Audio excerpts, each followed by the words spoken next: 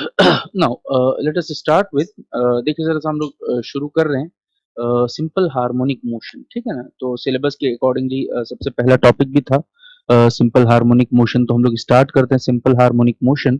Before starting simple harmonic motion let us see, छोटा सा देख के हम लोग आगे निकल जाते हैं। पीरियोडिक मोशन क्लियर है यहाँ पर, बात समझ में है? Periodic motion which repeat itself clear है यहाँ पर after regular interval of time. Two examples I have taken previously back. One is nothing but simply of the simple pendulum, and another is rotation of Earth around Sun. Clear है यहाँ पर, दोनों periodic तो हैं। Clear है यहाँ पर। ये देखिए जरा सा, पेंडुलम ऐसे जाके फिर वापस ऐसे आ जाता है, तो अपनी जगह वापस तो आता है। क्लियर है यहाँ पर बात से, एक रेगुलर इंटरवल ऑफ टाइम पे। पीरियोडिक तो है। क्लियर है यहाँ पर बात समझ में? उसी तरह सन के अराउंड अर्थ रोटेट करता है, this is also periodic motion. But every periodic motion need not to be a simple harmonic motion. For example rotation of earth, this is earth and this is nothing but simply sun. Rotation of earth around sun is not the simple harmonic motion but periodic motion. Oscillation of simple pendulum is periodic motion as well as क्या बोलते हैं आपको, simple harmonic motion also. And I hope you got the idea that what is the meaning of periodic motion, which repeat itself, जो अपनी जगह पे वापस आ जाए। लेकिन सिंपल हार्मोनिक का मतलब ऐसा नहीं होता कि सिर्फ अपनी जगह पे वापस आ जाए, बल्कि अपने पाथ को दोबारा ट्रेस करे। That is nothing but simply to and fro motion. Clear है यहाँ पर, टू एंड फ्रो। तो ये टू एंड वापस back, this is nothing but fro, to and fro motion, this is what called. But यहाँ देखिए जरा, ये मूवमेंट अगर इस तरह है तो टू ही है, वापस फ्रो तो नहीं है। Retracing of path is required, retracing of path, retracing of path is required here. Path is traced, one more retrace। clear है यहाँ पर, ऐसे गया वापस retrace करके आया, लेकिन यहाँ ऐसे गया तो ऐसे ही चला गया, बस वापस ऐसे नहीं आया। clear है यहाँ पर बात समझ में? तो to and fro or retracing of path, that is called as, these are the two criteria which are required for the simple harmonic motion। clear है यहाँ पर बात समझ में आया? तो सिंपल हार्मोनिक मोशन होने के लिए सिर्फ पीरियोडिक होना जरूरी नहीं है, बल्कि इस तरह का मोशन भी होना चाहिए। क्लियर है यहाँ पर बात समझ में? Two important criterias are there for the existence of simple harmonic motion. तो सिंपल हार्मोनिक मोशन, जिसको हम लोग शॉर्ट में एसएचएम भी बोल देते हैं, सिंपल हार्मोनिक मोशन होने के लिए दो क्राइटेरिया होना चाहिए मैथमेटिकली हम अगर बात करें तो। Number one, point of stable equilibrium. तो ऐसा अगर कोई पॉइंट है आपके पास जिसको कहा जाए स्टेबल इक्विलिब्रियम, अंडरलाइन कर लीजिए इसको, this is need to be discussed. Is it clear? And it is very very important. अगर कोई पॉइंट आपको मिल जाए जो स्टेबल इक्विलिब्रियम कहलाए, तो उसके इर्द गिर्द जो है आपका ऑसिलेशन हो सकता है। क्लियर है यहाँ पर बात समझ में? नहीं समझ में? तो अगर ऐसा कोई पॉइंट आप अचीव कर जाते हैं तो ऑसिलेशन होने के चांस हैं। क्लियर है यहाँ पर? तो एक सिंपल हार्मोनिक मोशन या सिंपल हार्मोनिक ऑसिलेशन होने के लिए एक चीज तो ये है कि क्या चाहिए, बताइए जरा सा? स्टेबल इक्विलिब्रियम चाहिए। दूसरी बात, जो भी चीज ऑसिलेट करे, जो पार्टिकल है या फिर पेंडुलम का ये बॉल है, जो भी ऑसिलेट करे, उसके पास अपना क्या होना चाहिए? मास होना चाहिए। ये दो चीज very very important criteria for simple harmonic motion, और सिंपल ऑसिलेटरी मोशन भी बोल सकते हैं इसको, simple oscillatory motion. Is it clear और नॉट? तो ये दो चीज बहुत ध्यान से रखिएगा कि दो चीज का बहुत इंपॉर्टेंट क्राइटेरिया है जो चाहिए ही चाहिए ऑसिलेशन होने के लिए। एक तो स्टेबल इक्विलिब्रियम वाली बात होगी, दूसरा अगर मास होना चाहिए उसके पास। ये दो चीजें हैं तो फिर ऑसिलेशन होंगे। तो right on the heading S point of equilibrium, heading लिखिए जैसे, वेरी वेरी इंपॉर्टेंट। या ऐसे हेडिंग लिख लो, टाइप्स ऑफ स्टेबल इक्विलिब्रियम ऐसे लिखिए, या टाइप्स ऑफ इक्विलिब्रियम लिख लीजिए।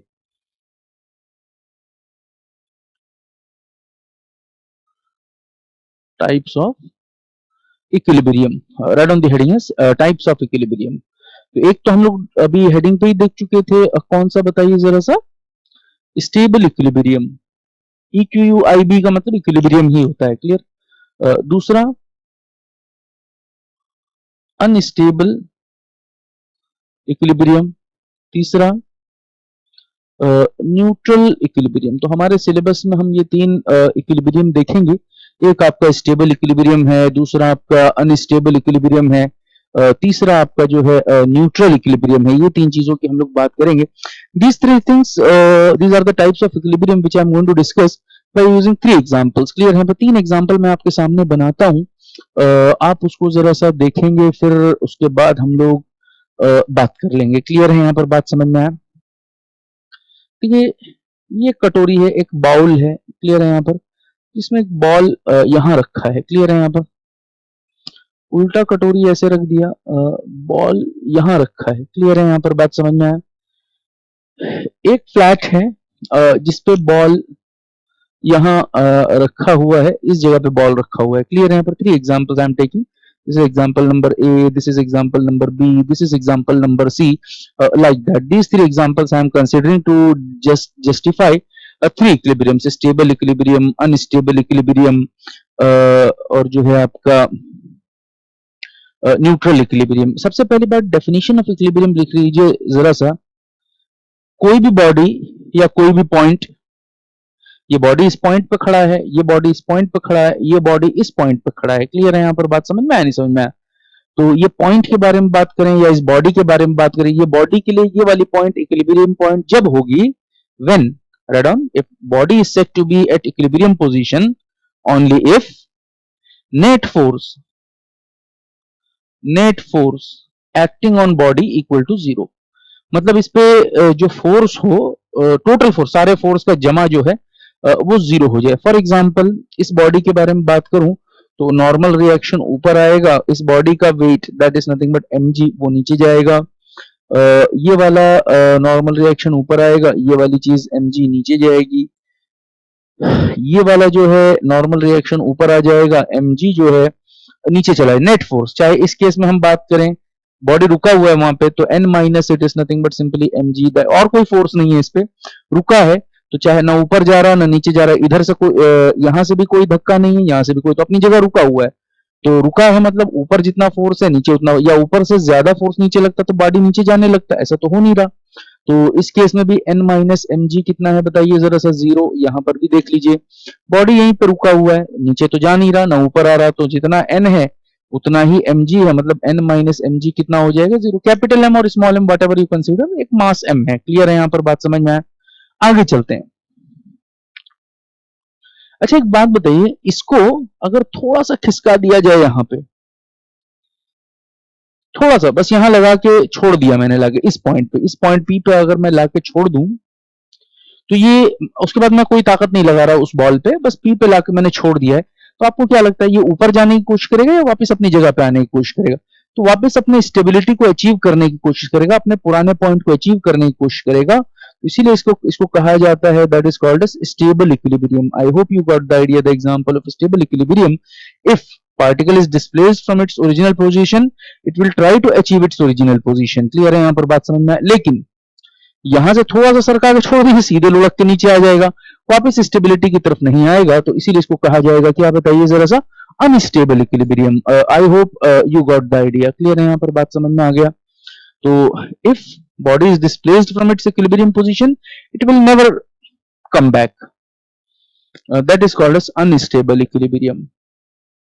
आगे चलते हैं, यहां देखिए जरा सा, ये वाला, इसको यहाँ धक्का लगे, यहाँ भी रख दो, तब भी रुका ही रहेगा। तो इसको कहीं भी लेके आओ, हर जगह पे इसके लिए इक्विलिब्रियम है, इसलिए इसको कहा जाता है कौन सा इक्विलिब्रियम बताइए जरा सा, neutral equilibrium. I hope you got the idea.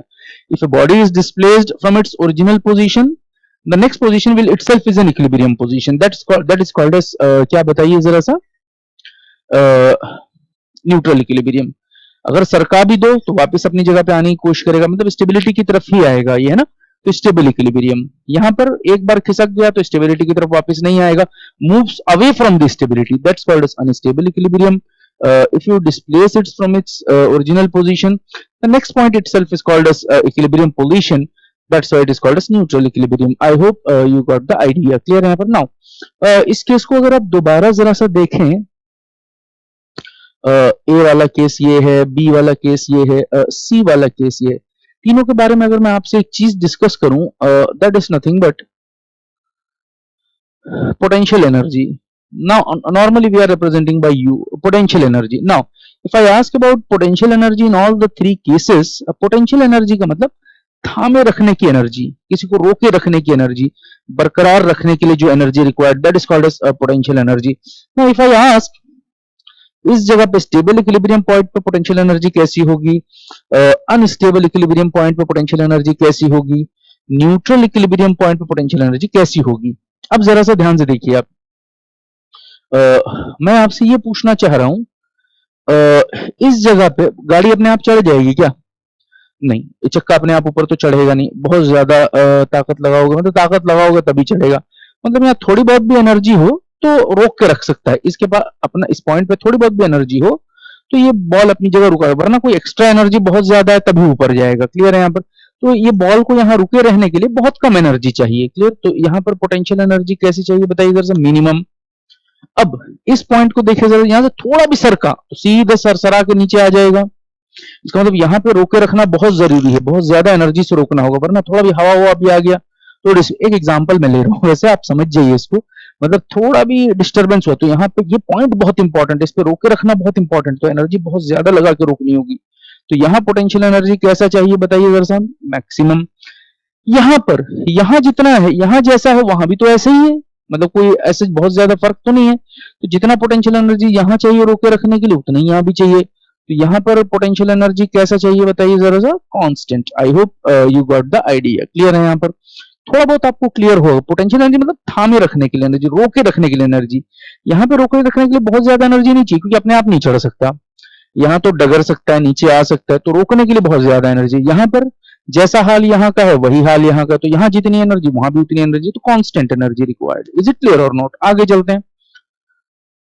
एक चीज हम लोग इलेक्ट्रोमैग्नेटिक थ्योरी में बहुत अच्छे से पढ़ते हैं, that is called del square v या डेल स्क्वायर, कुछ ऐसा, डेल स्क्वायर, हम लैप्लासियन, ऐसा कुछ कुछ हम लोग पढ़ते हैं. I am not going in depth in detail, but I am asking here, D square you upon it is nothing but simply dx square. I am asking about this. Clear है यहाँ पर?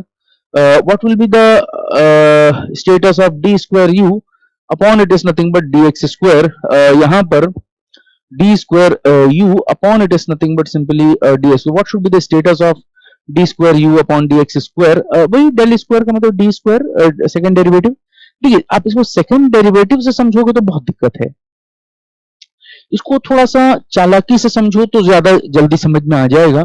अच्छा, डी इसको भी मैं लिख देता हूं, d square upon d x square v. कोई दिक्कत तो नहीं है? आगे चलते हैं. इसको ऐसे भी तो लिख सकते हैं, d upon it is nothing but d x, d upon it is nothing but d x, this is v. ऐसे भी लिख सकते हैं, कोई दिक्कत नहीं है. अब एक बात बताइए जरा सा, थोड़ा और मैं इसको समझाऊं और ज्यादा समझ में आ जाएगा. सिर्फ ब्रैकेट वाले के पार्ट, इसको मैं dv बाई dx ना मान के dy बाई dx आपको समझाने के लिए, ठीक है ना. अब एक बात बताइए जरा सा, dy by dx, change in y upon change in x, y2 minus y1 divided by x2 minus x1, that is called as क्या बताइए जरा सा, स्लोप. स्लोप. तो इसका मतलब सिंगल डेरिवेटिव हमेशा स्लोप को ही रिप्रेजेंट करता है, अगर इन जनरल ऐसे समझना चाहें तो. कई बार dx बाई dy लिख दो तो 1 बाई स्लोप है, लेकिन स्लोप वाले टर्म को यहाँ रिप्रेजेंट कर रहे हैं. अब मैं वही चीज यहाँ बोलूं, अगर ये y है और ये x है तो ये क्या है बताइए जरा सा, स्लोप है. तो बचा क्या है, d बाई डी एक्स, और यहाँ पर it is nothing but slope बच गया. तो इसको भी मैं वैसे ही तो लिख सकता हूँ, d by D x D you by D x. तो d by it is nothing but d x of यहाँ पर स्लोप. आपको उम्मीद कर रहे हैं समझ में आ रहा होगा. क्लियर है यहाँ पर? अच्छा, dq बाई dt को rate of change of charge बोलते हैं 12th क्लास में. dq बाई dt को rate of change of charge बोलते हैं. तो उसी तरह d by dx of slope को तो मैं इसको कह दूं rate of change of slope, rate of change of slope. तो d by dx of slope का मतलब हो गया स्लोप नहीं बल्कि rate of change of slope. अच्छा, ये देखिए जरा सा, अगर आप इस डायरेक्शन में बढ़ो, इस डायरेक्शन में अगर चलो तो स्लोप कम हो रहा है या खड़ा हो रहा है, बढ़ रहा है ना. देखिए जरा सा, जितना हाइट बढ़ रहा है, मतलब आपको समझ में आ रहा है नहीं आ रहा? तो मैं ये कहना चाह रहा हूं, इस जगह जितना स्लोप है इस जगह पे उतना ही स्लोप है या बढ़ गया है स्लोप? स्लोप बढ़ गया है. क्लियर है यहाँ पर बात? सब आप ऐसे समझिए, ये ग्राफ है, कभी भी ऊपर चढ़ोगे तो स्लोप हमेशा पॉजिटिव होता है, नीचे उतरोगे तो स्लोप हमेशा नेगेटिव होता है। क्लियर है यहाँ पर? तो मैं ये कहना चाह रहा हूं, तो अगर ऊपर चढ़े तो स्लोप की रफ्तार में कमी आ रही है, बढ़ रहा है? बढ़ रहा है। बात समझ में आ गया? तो rate of change of slope ये कैसा होगा बताइए जरा सा? पॉजिटिव होगा।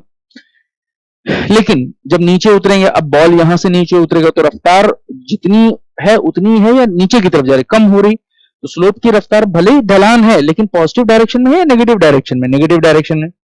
अच्छा, यहां जितना है यहां भी तो उतना ही है, तो यहां पर कांस्टेंट का डेरिवेटिव कितना हो जाएगा बताइए जरा सा? जीरो हो जाएगा। बात समझ में आया? नहीं समझ? स्लोप है ही नहीं, यहाँ जो स्लोप है यहां भी स्लोप जीरो है, यहां भी स्लोप जीरो, तो उसका कांस्टेंट का डेरिवेटिव कितना होगा? जीरो ही हो जाएगा। आई hope you got the idea. अच्छा, इन तीनों केस में अगर हम फोर्स की बात करें तो फोर्स क्या होगा? अच्छा, तीनों इक्विलिब्रियम पॉइंट है। इक्विलिब्रियम पॉइंट के बारे में अगर बात करें तो इक्विलिब्रियम पॉइंट वो पॉइंट है जहां पे net force acting on the body zero है। देखिए तीनों पॉइंट पे n minus m g zero, n minus m g zero, n minus m g zero, तो नेट फोर्स यहाँ पर कितना है बताइए जरा सा? जीरो। तो minus d u upon it is nothing but d x अगर आप निकालोगे तो it is nothing but simply क्या आएगा बताइए जरा सा? जीरो। अच्छा, ये माइनस क्यों है? माइनस क्यों है ये? हम लोग इलेक्ट्रोमैग्नेटिक थ्योरी में वैसे मैं अभी आगे चल के इसको डिस्कस भी कर दूंगा। Why this negative sign we are considering, why not simply d u upon d x we are taking. But फिलहाल आप माइनस लो चाहे ना लो, लेकिन फोर्स यहाँ पर जीरो है, ये इंपॉर्टेंट इशू है। क्लियर है यहाँ पर? तो दो तीन बात हम लोगों ने डिस्कस किया है। ऑसिलेटरी मोशन होने के लिए, सिंपल हार्मोनिक मोशन होने के लिए सबसे पहली बात क्या होना चाहिए? सबसे पहली बात क्या होना चाहिए? स्टेबल इक्विलिब्रियम होना चाहिए। दूसरी बात, वहां पर जो उस बॉडी का मास होना चाहिए। फिर स्टेबल इक्विलिब्रियम का मतलब क्या बताया? उस पॉइंट पे जो इक्विलिब्रियम पॉइंट है जहां बॉडी खड़ा है उस बॉडी पे नेट फोर्स कितना होना चाहिए? जीरो होना चाहिए। Stable equilibrium, unstable equilibrium, neutral equilibrium. Stable equilibrium का मतलब अगर डिस्प्लेस हो जाए तो वापस वहीं आ जाए। अनस्टेबल का मतलब डिस्प्लेस हो जाए तो फिर वापस आने की चेष्टा न करे। क्लियर है यहाँ पर? अगर डिस्प्लेस हो भी गया तो अगला पॉइंट भी इक्विलिब्रियम ही होगा। क्लियर है यहाँ पर? तो ये तीन चीज है, हम लोग इसको हम लोग देख चुके हैं, तो आपको ये चीज समझ में आया होगा। अगला टॉपिक हम लोग देखेंगे, that is called restoring force. Side by side we are going to see the numericals also. तो आप हम लोगों का जो यूट्यूब चैनल है उसको अगर सब्सक्राइब करेंगे और बेल आइकन को अगर आप दबाएंगे तो उस पर जो है आपको सारा प्लेलिस्ट खुल के आ जाएगा कंप्लीट। आप जो है प्लेलिस्ट वीडियो लेक्चर्स के देख सकते हैं। जो लोग NET, GATE, IIT JAM, JEST, TIFR की तैयारी करते हैं, और इवन अभी हम लोग तो एक कोर्स चलाने वाले हैं जो बहुत बेसिक से, मतलब 12th का एनसीईआरटी से भी चलेगा। तो एक्चुअल में कमजोरी ये पाया गया है कि 12th कमजोर होने की वजह से लोग नेट, जैम वगैरह की तैयारी करते हैं, तो देखा गया कि 2-2 साल लगे पड़े रहते हैं, कुछ होता नहीं है। क्लियर? बेसिक ये देखिए, कोचिंग वगैरह तो ठीक है लेकिन बेसिक जब तक मजबूत नहीं होगा तो कोई क्या कर लेगा इसमें। एक कोर्स हम लोग चलाने जा रहे हैं बिल्कुल बेसिक से, बिल्कुल उसका प्लेलिस्ट भी जो है यहाँ पर अवेलेबल होगा यूट्यूब पे। आप लोग उसको फ्री ऑफ कॉस्ट देख सकते हैं। तो आप लोग उसको जो है जरूर ट्राई करिए, और अगर पसंद है तो उसको शेयर भी करिए, है ना, लोगों तक। Thank you very much.